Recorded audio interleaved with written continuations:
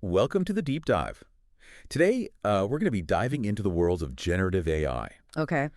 You've given us a PDF excerpt, a guide to building, scaling, and securing generative AI solutions.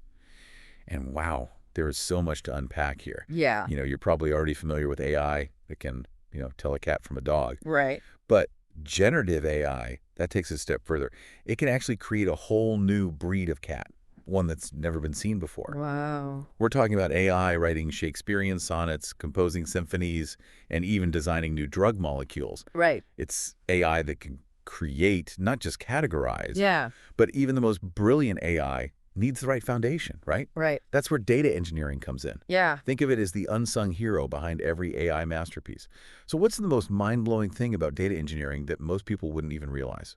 I think it's the fact that data engineering isn't just about storing data, it's about building the entire ecosystem that allows AI to thrive. Oh, okay. So think about how Netflix recommends movies. It's data engineering that allows them to collect your viewing history, combine it with millions of other users' preferences, Right. and then generate those eerily accurate suggestions. Yeah. That's the power of a well-built data pipeline in action. So it's more than just a data dump. It's about creating a whole infrastructure for AI to learn and grow. Right.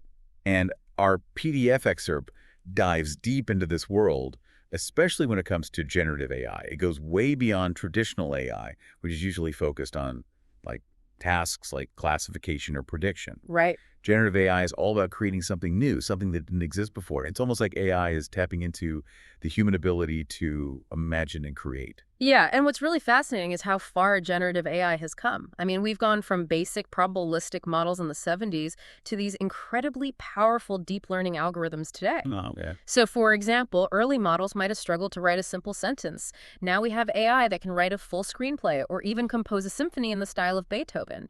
It's like AI went from finger painting to creating masterpieces in just a few decades. Exactly. And our excerpt mentions some pretty mind-blowing examples of this in action.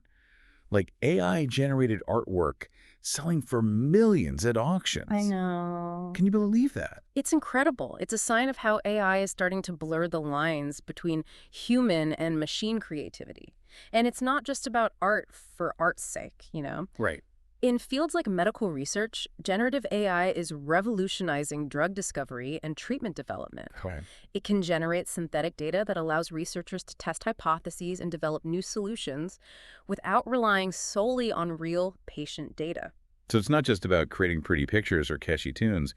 It has the potential to actually save lives. Exactly. But let's go back to the foundation for a second. The PDF emphasizes how crucial data engineering is for any generative AI project. It's Yeah. like building a house. You need a solid foundation before you can even think about the fancy decorations. Exactly. And that foundation starts with collecting the right data. And it's not just about gathering any data you can find. Right. It's about being strategic and intentional.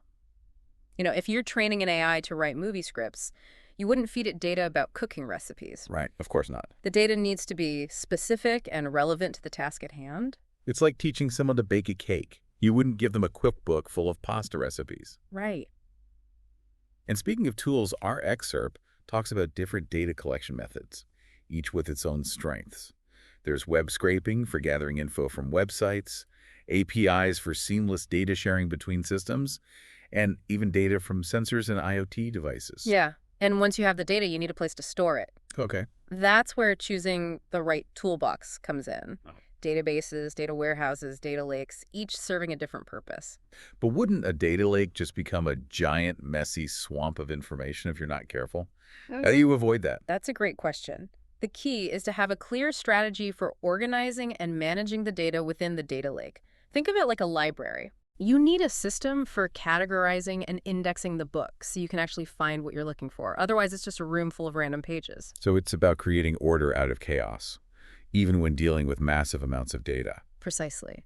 And the choice of storage, whether it's a structured database or a flexible data lake, depends on the specific needs of the AI project. It's about picking the right tool for the job. Okay, so we've got the data collected, we've got it stored, but how does it actually get to the AI? That's where the concept of a data pipeline comes in, right? Exactly. A data pipeline is like a conveyor belt, moving data from its source to the AI model. Okay. Our excerpt uses the example of creating personalized marketing content. It's a perfect illustration of how a data pipeline works in practice. Walk me through it. How does the data flow in this scenario? So imagine data being collected from all sorts of places: CRM systems, websites, social media. Sure. This data is then cleaned and transformed using the techniques we discussed earlier, like removing duplicates and handling missing values. Okay. Once the data is prepped, it's fed into the AI model, which has been trained to understand patterns and relationships within the data. Right. The model then uses this knowledge to generate personalized marketing content tailored to individual customers. So it's like a factory, taking raw materials and transforming them into a finished product. But in this case, the product is targeted marketing messages. Exactly. And this entire process is automated within the data pipeline, right? It's not like someone's manually moving data from one stage to the next. That's right. A well-designed data pipeline automates the entire data flow, ensuring that data is processed efficiently and consistently. Okay. And as we delve deeper into the world of data pipelines, we encounter two main approaches: real-time and batch processing. Okay. These approaches dictate how data is processed and ultimately impact the speed and responsiveness of the AI system. Okay, I'm intrigued. Can you break down the difference between real-time and batch processing using some real-world examples? Absolutely. Think of real-time processing like your bank instantly detecting a fraudulent transaction. Okay. The system analyzes the data as it arrives and takes immediate action if something seems suspicious. Got it. Batch processing, on the other hand, is like your favorite online store updating its inventory overnight. Yeah. The system collects all the sales data from the day and processes it in one go at a scheduled time. So real-time is all about speed and immediacy, while batch processing is more about efficiency and handling large volumes of data. Exactly. It's like choosing between a cheetah and an ox. Each has its strengths depending on the situation. Our excerpt even mentions specific tools for each approach: Kafka for real-time and Spark for batch processing. It seems like there's a whole ecosystem of tools out there for building and managing these data pipelines. Exactly. And just like any complex system, data pipelines require monitoring and maintenance. It's not enough to just set them up and let them run. Right. You need to ensure the data quality remains high, the pipeline is performing as expected, any issues are addressed quickly. So it's like having a team of mechanics constantly checking the engine and making sure everything is running smoothly. You can't just assume that everything will work perfectly without any oversight. That's right. Monitoring tools like Prometheus and Grafana provide valuable insights into the health and performance of data pipelines, allowing you to identify and resolve issues before they become major problems. It's all about being proactive and staying ahead of the curve. You don't want your entire AI system to grind to a halt because of a faulty data pipeline. Exactly. And once the data has made its way through the pipeline, it needs a bit more refining before it's ready for AI training. Okay. This is where data preparation comes in. It's a crucial step that often involves multiple stages. So it sounds like we're prepping the ingredients before we start baking. We can't just throw everything into the bowl and hope for the best. That's a great analogy. Our excerpt uses the example of preparing news articles for AI training. Imagine having a massive data set of articles that you want to use to train an AI to write news stories. Okay. Before you can feed this data into the model, you need to clean it up. This involves removing duplicates, handling missing values, and formatting the text consistently. It's like editing a draft. You want to make sure the language is clear, concise, and free of errors before you publish it. Precisely. And beyond cleaning, data preparation also involves feature engineering, which is all about creating new features from the existing data to help the AI learn more effectively. Okay. For example, imagine you're building a music streaming service and want to train an AI to recommend songs. You might create features like genre or mood based on the existing song data, giving the AI more information to work with. So you're essentially giving the AI a richer vocabulary to understand and work with the data. Exactly. It's like teaching it to speak the language of music more fluently. Exactly. Data preparation is all about setting the AI up for success, giving it the best possible data to learn from. It's clear that data engineering plays a vital role in shaping the success of any AI project, especially when it comes to generative AI. It's not just about the algorithms. It's about the entire ecosystem that supports the AI's growth and development. That's right. Data engineering is the unsung hero, the foundation upon which all the AI magic is built. Without a solid data infrastructure, even the most advanced AI algorithms would struggle to achieve their full potential. So it's not just about the fancy AI tricks. It's about the nuts and bolts that make it all work. Exactly. Now I'm ready to dive into the deep end. Let's talk about deep learning. Our excerpt mentions it as a powerful subset of machine learning that's revolutionizing AI, especially in the realm of generative AI. Hmm. So deep learning it's all about using layered neural networks, algorithms inspired by the structure of the human brain, Right? to learn complex patterns from data. Okay, I'm picturing a network of interconnected neurons, Hmm. like a vast web of information processing units. But how does this actually work in practice? So, think of a neural network as a series of layers, each responsible for extracting different features from the data. As data flows through the network, each layer builds upon the previous one, learning increasingly complex representations. Okay. It's like starting with a rough sketch and gradually adding more detail until you have a complete and realistic image. So it's like the AI is learning to see the world through a series of increasingly sophisticated lenses. Exactly. And I'm guessing there are different types of neural network architectures, each optimized for specific tasks. Exactly. Okay. For example, convolutional neural networks, CNNs, are great for image data. Okay. Recurrent neural networks, RNNs, excel at processing sequential data like text or time series. Right. And transformers are the cutting-edge technology behind natural language processing. So it's like having a team of specialized detectives, each with their own unique skills and expertise. Precisely. And within the world of generative AI, our excerpt highlights two star players, JANs and VAEs. I've heard these acronyms thrown around a lot, but I'm still not quite sure what they are. Sure. So GANs, or generative adversarial networks, are a fascinating concept. Imagine two neural networks engaged in a constant competition. Okay. One trying to create realistic data, the other trying to distinguish between real and fake data. Okay. As they compete, both networks get better, leading to increasingly realistic data generation. It's like a forger trying to create perfect copies of a masterpiece while an art expert tries to spot the fakes. Right. The competition pushes both sides to become more skilled. Exactly. And the results can be astonishing. GANs have been used to generate photorealistic images of faces, create synthetic landscapes for video games, and even produce high-fidelity audio. Wow. It's like AI is becoming a master artist, musician, and world builder all rolled into one. Yeah. What about VAEs? How do they differ from JANs? So VAEs, or variational autoencoders, take a different approach.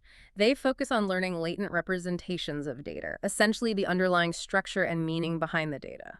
Imagine the AI learning the concept of cat without you explicitly telling it what a cat is. Okay. It's like the AI is trying to understand the essence of something rather than just mimicking its appearance. So it's like the AI is learning to understand the world on a more abstract level, Yeah. grasping the underlying concepts and relationships. Precisely. VAEs are incredibly versatile. They can be used to create new product designs based on existing ones, compose music in a certain style, and even generate realistic 3D models. It seems like both GANs and VAEs are pushing the boundaries of what's possible with generative AI. It's amazing to think that we're now able to teach machines to be creative in such sophisticated ways. It really is, and the innovation doesn't stop there. Our excerpt also touches upon even more advanced generative models, like transformers, diffusion models, and energy-based models. It sounds like the world of generative AI is constantly evolving and expanding, with new models and techniques emerging all the time. Right. Can you give us a quick overview of these advanced models and what makes them so cutting edge? Sure. So transformers, with their self-attention mechanisms, have revolutionized natural language processing, enabling highly accurate translations and text generation.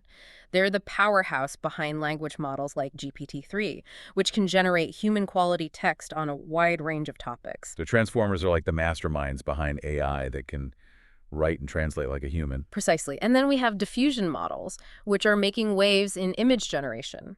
They work by gradually refining random noise into a coherent image guided by a textual description. Okay. For example, DL, a model from OpenAI, uses a diffusion model to create images from textual prompts, allowing you to generate images of anything you can describe.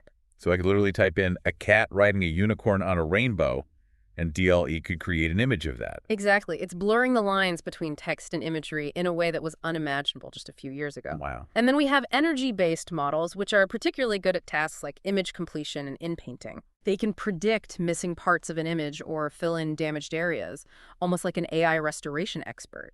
It sounds like these advanced models are taking generative AI to a whole new level, enabling AI to create and manipulate images in ways that were previously thought to be exclusive to humans. Right.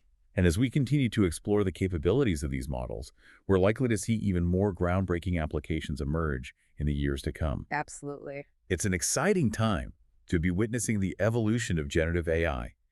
But before we get too carried away with the possibilities, let's bring it back down to earth for a second and talk about the practical steps involved in implementing a generative AI project. Okay. Our excerpt outlines the key steps involved in bringing a generative AI project to life. It starts with planning, defining the objectives, assembling a team, allocating resources. Right. So it's like any major undertaking. You need a solid plan and a dedicated team to ensure success. Exactly. And then comes data preparation, which we've already discussed in detail. This step is crucial for ensuring that the AI model has the right data to learn from and can perform effectively. Okay. Once the data is prepped, it's time to choose the right generative model for the task at hand. This decision depends on factors like the type of data, the desired output, and the computational resources available. It's like choosing the right tool for the job. You wouldn't use a hammer to screw in a light bulb. Right. And once the model is chosen, it needs to be trained. Okay. This involves feeding the data into the model, adjusting parameters, and evaluating the performance. They're like teaching the AI, Yeah. guiding it through the learning process, making sure it's progressing as expected. Exactly. And of course, evaluation is crucial. Yes. Our excerpt mentions evaluation metrics like inception score for image quality and BLEU score for text generation quality. Yeah. These metrics help us assess how well the model is performing and identify areas for improvement. Right. It's like grading the AI's homework, making sure it's understanding the material and producing high-quality work. Exactly. And finally, once the model is trained and evaluated, it's time to deploy it into the real world. Mm-hmm.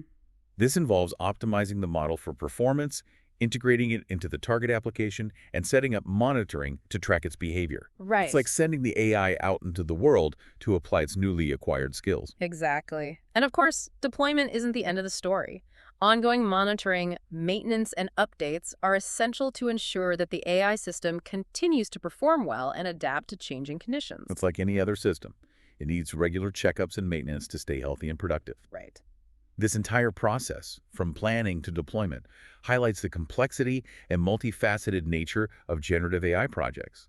It's not just about choosing the coolest AI model. It's about building a complete ecosystem that supports the AI's growth and success. Precisely. Mhm. And to build this ecosystem effectively, we need the right tools and frameworks. Speaking of tools, our excerpt dives into some popular options for both data engineering and generative AI. Yeah. Can you give us a rundown of these tools and what makes them so valuable? Certainly. So on the data engineering side, we have powerful tools like Hadoop and Spark for handling large data sets, and Airflow for orchestrating complex data pipelines. Okay. So it's like having a team of heavy lifters and a skilled conductor to manage the entire data orchestra. And for generative AI, there are frameworks like TensorFlow, PyTorch, and Keras, which provide the building blocks for creating and training neural networks. Right. It's like having a set of Lego bricks for building AI models, each brick representing a different function or layer. Exactly. And of course, cloud platforms like AWS, Google Cloud, and Azure offer powerful tools and resources for generative AI projects, providing scalable infrastructure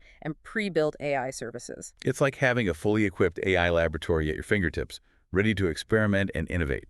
Right. These tools and platforms have democratized access to generative AI, making it possible for individuals and organizations of all sizes to harness its power. It's truly remarkable how far we've come in such a short time. But as with any powerful technology, it's important to consider the implications. Absolutely. Speaking of which, our excerpt concludes with a glimpse into the emerging trends and directions in generative AI.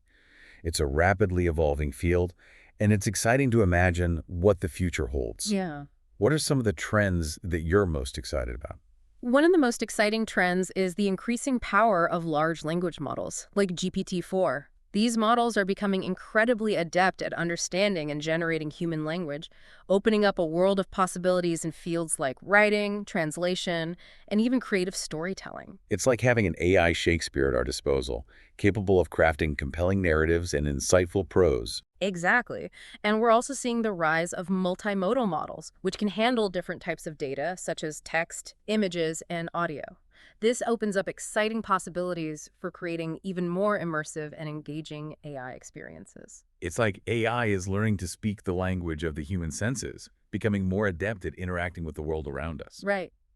And another fascinating trend is self-supervised learning, which allows AI to learn from vast amounts of unlabeled data. This could lead to even more powerful and versatile AI models, capable of tackling a wider range of tasks. It's like AI is becoming more independent, able to learn and grow on its own without constant human supervision. Exactly. And as AI becomes more integrated with IoT and edge computing, we can expect to see even more real-world applications of generative AI, from personalized healthcare to smart cities and beyond. It's like AI is becoming a part of the fabric of our lives, subtly influencing and enhancing our experiences in countless ways. Right. And as AI continues to evolve, it raises profound questions about the future of human AI collaboration. Yeah. Will AI become our partner in creativity and problem solving, or will it eventually surpass human capabilities? It's a question that sparks both excitement and apprehension as we navigate this new frontier. It's clear that we need to approach AI development thoughtfully, ensuring that these powerful technologies are used for the betterment of humanity. I agree. This deep dive has been an incredible journey into the world of generative AI and data engineering. It's a complex and rapidly evolving field, but it's also incredibly fascinating and full of potential. It really is. And it's a field that requires both technical expertise and a deep understanding of the broader implications. As we continue to explore the possibilities of generative AI, it's important to remember that these technologies are tools, and like any tool, they can be used for good or for bad. The future of generative AI is ultimately in our hands, and it's up to us to shape it responsibly. Well said. It's amazing to see how generative AI is pushing the boundaries of what we thought was possible. It's not just about automating tasks anymore. It's about collaborating with machines to create things we never could have imagined on our own. Yeah, that's what I find so fascinating about this whole field. It's almost like we're entering a new era of creativity where humans and machines work together as partners. Right. And our PDF excerpt dives into some specific examples of this, like uh, in the world of art and design. It talks about AI being used to generate unique patterns for textiles, create stunning visual effects for movies, and even compose original musical scores. Yeah, it's as if AI is becoming a new kind of artist's toolkit, offering a whole new palette of creative possibilities. But it's not just about aesthetics, right? This technology has the potential to solve real-world problems in fields like healthcare and engineering. Absolutely. In healthcare, for instance, generative AI is being used to design personalized prosthetics that are more comfortable and functional than ever before. It's also being used to analyze medical images, helping doctors detect diseases earlier and make more accurate diagnoses. So it's like having an AI-powered assistant working alongside doctors, enhancing their abilities and leading to better patient outcomes. Exactly. And in engineering, generative AI is being used to design lighter and stronger materials, optimize complex systems, and even generate 3D models for rapid prototyping. Yeah, it's streamlining the design process, allowing engineers to explore a wider range of possibilities and come up with more innovative solutions. It's clear that generative AI is not just a novelty, it's a powerful tool with the potential to transform a wide range of industries. Right. But as with any powerful tool, it's important to use it responsibly. And our PDF excerpt talks about the importance of understanding the limitations of these models and ensuring that they're used ethically. That's a crucial point. Generative AI models are still in their early stages of development, and they're not without their flaws. For example, they can sometimes generate outputs that are biased or inaccurate, reflecting the biases present in the data they were trained on. So it's not just about building the models, it's about being aware of their limitations and using them in a way that doesn't perpetuate harmful biases or lead to unintended consequences. Exactly. We need to be thoughtful about how we design and deploy these models, ensuring that they're used in a way that benefits society as a whole. You know, it's like anything else. Technology is a tool, Hmm. and it can be used for good or for bad. It's up to us to ensure that generative AI is used in a way that aligns with our values and goals. I couldn't agree more. The future of generative AI is ultimately in our hands, and it's our responsibility to shape it in a way that benefits all of humanity. Now let's shift gears a bit and talk about the technical side of things. Yeah. Our PDF excerpt provides a comprehensive overview of the different types of generative AI models and the techniques used to train them. Right. It can be a bit overwhelming at times, but it's fascinating to see how these models work under the hood. It's like peeking behind the curtain and seeing the inner workings of a complex machine. Exactly. One of the key concepts that the PDF highlights is the difference between supervised and unsupervised learning. Yeah, so supervised learning is like teaching a child to read by showing them flashcards with words and pictures. Okay. You're providing the model with labeled data, telling it exactly what it's looking at. Right. Unsupervised learning, on the other hand, is more like giving a child a stack of books and letting them figure out how to read on their own. Yeah. You're not providing any labels. The model has to learn from the data itself. So supervised learning is more structured and guided, while unsupervised learning is more exploratory and open-ended. Exactly. And both approaches have their strengths and weaknesses, depending on the task at hand. The PDF also talks about different types of generative AI models, like GANs, VAEs, and diffusion models, which we touched upon earlier. Right. Each of these models has its own unique architecture and training process, allowing it to excel at specific tasks. So it's like having a toolbox full of specialized tools, each designed for a particular job. Exactly. And the choice of which model to use depends on factors like the type of data you're working with, the desired output, and the computational resources available.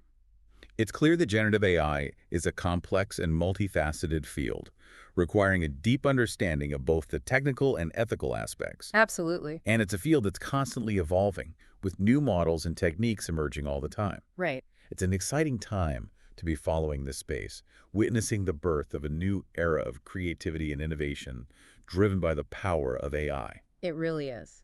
Now let's zoom out a bit and talk about the broader implications of generative AI for society as a whole. This technology has the potential to disrupt industries, create new jobs, and even change the way we think about creativity and innovation. Right. It's a force that's already starting to reshape the world around us, and its impact is only going to grow in the years to come. One of the key questions that comes up when we talk about generative AI is its impact on the job market. Yeah. Some people fear that AI will automate away millions of jobs, leading to widespread unemployment, Right. while others argue that AI will create new opportunities and lead to a more productive and innovative economy. It's a complex issue with no easy answers. But one thing is clear. We need to be proactive in preparing for the changes that AI is bringing to the workforce. Absolutely. This means investing in education and training programs that equip people with the skills they need to thrive in an AI-powered economy. Right. It also means fostering a culture of lifelong learning and adaptability, as the skills that are in demand today may be obsolete tomorrow. Exactly. And beyond the economic implications, generative AI also raises profound questions about the nature of creativity and innovation. For centuries, we've viewed creativity as a uniquely human trait, but now we're seeing machines that can generate art, music, and literature that rivals human creations. Right. It's challenging our assumptions about what it means to be creative and forcing us to rethink the boundaries between human and machine intelligence. Yep. Some people see this as a threat, fearing that AI will devalue human creativity, Right. while others see it as an opportunity to explore new frontiers of creativity and collaborate with machines to create things that were previously unimaginable. It's a fascinating debate that's likely to continue for years to come. But regardless of where you stand on this issue, it's clear that generative AI is having a profound impact on the way we think about creativity and innovation. Right. It's a tool that can augment our own creative abilities, helping us to generate new ideas, explore new possibilities, and push the boundaries of what's possible. Exactly. And as generative AI continues to evolve, we can expect to see even more groundbreaking and transformative applications emerge in the years to come. It's an exciting time to be alive, witnessing the birth of a new era of creativity and innovation driven by the power of AI. It really is. But as we embrace this technology, it's crucial to remember that with great power comes great responsibility. Absolutely. We need to use generative AI in a way that benefits society as a whole, ensuring that it's used ethically and responsibly. Well said. Now, before we wrap up this part of our deep dive, I want to circle back to something you mentioned earlier, the importance of data. Right. Data is indeed the lifeblood of generative AI. These models are only as good as the data they're trained on. Garbage in, garbage out, as the saying goes. Exactly. If we train these models on biased or inaccurate data, they'll reflect those biases in their outputs. So it's not just about having lots of data, it's about having high-quality, representative data that reflects the diversity of the real world. Right. And this raises important questions about data privacy, ownership, and access. Yeah. Who owns the data that's being used to train these models? How do we ensure that data is being used ethically and responsibly? These are complex issues with no easy answers. But they're questions we need to be grappling with as generative AI becomes more powerful and pervasive. Absolutely. And as we move forward, It's important to have open and honest conversations about these issues, involving stakeholders from all walks of life. Right. Because the future of generative AI is not something that's going to be decided by a small group of technologists. It's something that's going to impact all of us, and we all have a role to play in shaping it. I couldn't agree more. The future of generative AI is a collective responsibility, and we need to work together to ensure that it's a future we can all be proud of. Well said. Now, we've covered a lot of ground in this part of our deep dive. We've talked about the applications of generative AI, the different types of models, the ethical considerations, and the broader implications for society. Right. It's been a whirlwind tour, but hopefully it's given our listener a better understanding of this complex and rapidly evolving field. And in the next part of our deep dive, we'll continue our exploration by diving into some specific examples of how generative AI is being used in various industries. We'll hear from experts who are using this technology to solve real-world problems, create new products, and push the boundaries of what's possible. It's going to be an exciting journey, so stay tuned. Welcome back to the deep dive. We've spent this episode exploring this fascinating world of generative AI, from its technical foundations to its impact on creativity and the job market. But as they say, the proof is in the pudding. So let's dive into some real-world examples of how this technology is being applied across different industries. Yeah, it's incredible to see how quickly generative AI is moving from research labs to practical applications. It's no longer this futuristic concept. It's a tool that's being used today to solve real-world problems and create these amazing new products and experiences. Let's start with healthcare. We touched on this earlier, but I'm curious to hear more about the specific ways generative AI is being used to improve patient outcomes. Well, one area where we're seeing tremendous progress is in personalized medicine. Generative AI can analyze a patient's genetic data, medical history, and lifestyle factors to create customized treatment plans that are tailored to their individual needs. So it's like having an AI-powered doctor who knows your entire medical history and can recommend the best course of treatment for you. That's a great way to put it. And it goes beyond just treatment plans. Generative AI is also being used to develop new drugs and therapies. It can analyze massive data sets of molecular structures and biological pathways to identify promising candidates for new medications. So it's accelerating the drug discovery process, Mm. potentially leading to faster breakthroughs and treatments for diseases like cancer and Alzheimer's. Exactly. And another area where generative AI is making a big impact in healthcare is in medical imaging. It can analyze scans like X-rays and MRIs to help doctors detect abnormalities and make more accurate diagnoses. So it's like having an AI-powered second opinion, enhancing the doctor's ability to see things that might otherwise be missed. It's a powerful tool that's already improving patient care and saving lives. Now let's shift gears and talk about finance. It's an industry that's always been at the forefront of technological innovation, so I'm not surprised to see them embracing generative AI. Yeah, finance is all about data, so it's a natural fit for AI. Generative AI is being used in a variety of ways in this sector, from fraud detection to risk assessment and portfolio optimization. I could imagine it being incredibly useful for detecting fraudulent transactions. Hmm. It could analyze patterns in spending behavior and flag anything that seems suspicious. That's exactly right. And it can do it much faster and more accurately than humans, saving financial institutions millions of dollars in losses. Wow. It's like having an AI-powered security guard watching over your accounts 24/7. And beyond fraud detection, generative AI is also being used to assess risk and make better investment decisions.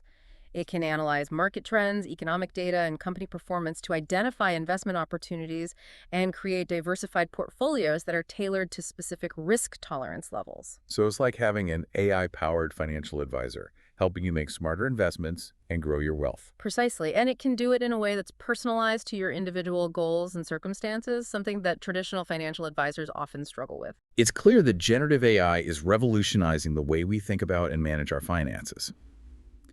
Now let's move on to a completely different industry, entertainment. We've already talked about AI's ability to create art and music, but I'm curious to hear more about how it's being used in movies, video games, and other forms of entertainment. Yeah, generative AI is becoming this indispensable tool for content creators in the entertainment industry. It can be used to generate realistic special effects, create immersive virtual worlds, and even write scripts and compose music. So it's like having a team of AI-powered artists, musicians, and storytellers working alongside human creators. Exactly. And it's not just about automating tasks. Generative AI can also be used to, enhance creativity and push the boundaries of what's possible in entertainment. For example, I've heard about AI being used to create hyper-realistic virtual actors that can perform on screen just like human actors. That's right. These virtual actors can be customized to look and sound however the director wants, and they can perform dangerous stunts or act in scenes that would be impossible for human actors. It's blurring the lines between reality and fiction in a way that's both fascinating and a little unsettling. It certainly raises some interesting questions about the future of filmmaking and storytelling. And generative AI is also being used to create immersive video game experiences that are tailored to individual players. I can imagine AI being used to generate like unique quests, characters, and environments, based on the player's preferences and playing style. That's exactly right. It could create a truly personalized gaming experience that's different every time you play. It sounds like generative AI is transforming the entertainment industry in ways we're only beginning to understand. And these are just a few examples of the many ways generative AI is being applied across different industries. It's a powerful technology with the potential to revolutionize the way we live, work, and play. Yeah, and as the technology continues to evolve, we can expect to see even more innovative and groundbreaking applications emerge in the years to come. It's an exciting time to be witnessing the rise of generative AI. But as we embrace this technology, it's crucial to remember that we need to use it responsibly and ethically. Absolutely. We need to be mindful of the potential biases and unintended consequences, and we need to ensure that generative AI is used in a way that benefits all of humanity. This deep dive has been an incredible journey into the world of generative AI, exploring its technical complexities, its creative potential, and its impact on society. We've covered a lot of ground, but this is just the beginning. Generative AI is a rapidly evolving field, and there's so much more to discover and explore. And to our listener, we encourage you to continue learning about generative AI and think critically about its implications. The future of this technology is in our hands, and we need diverse voices and perspectives to shape it in a way that benefits everyone. Thank you for joining us on this deep dive. We hope it sparked your curiosity and inspired you to learn more about this amazing world of generative AI.